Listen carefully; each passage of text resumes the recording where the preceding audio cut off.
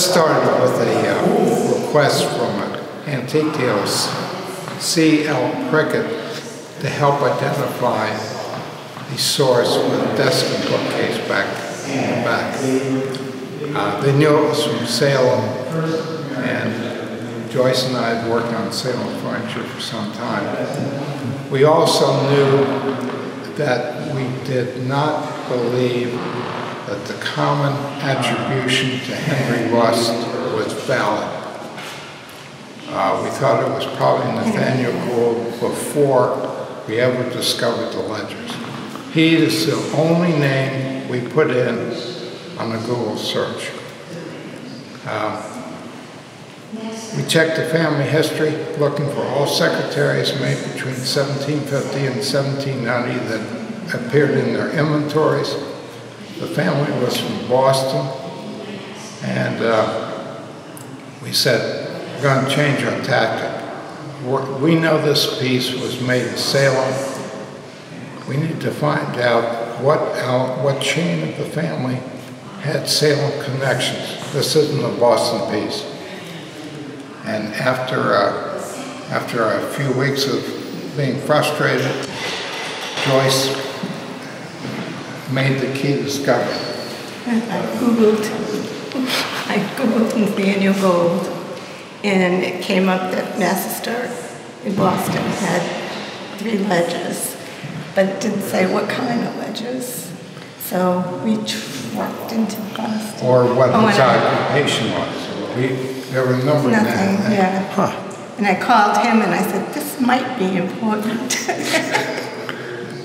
Yeah, the most understatement in furniture research there ever was. When we went and we had them pull books, and we were just amazed that the furniture was in there. Yeah. It was amazing. Yeah, we knew we'd hit the Rosetta Stone of furniture research because it covered 20 years, and the size of the orders and who he was selling to.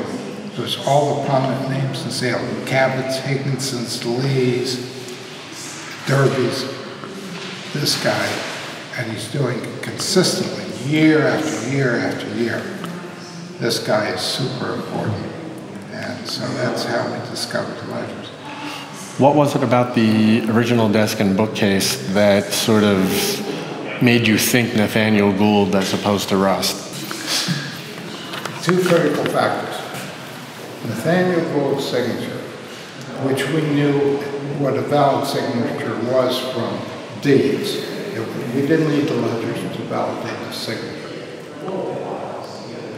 The attribution had been made, the attributor said it was in one hand. Didn't name a handwriting expert. When you take a look at that signature, not his work, it's not by the same hand. At least 4 letters, a completely different script than Nathaniel Gould. The second thing is that we know Gould was in this town for a long period of time. Rust wasn't. He was an itinerant. He worked some in Salem, he worked some in, I think, Gloucester, he was down in Boston.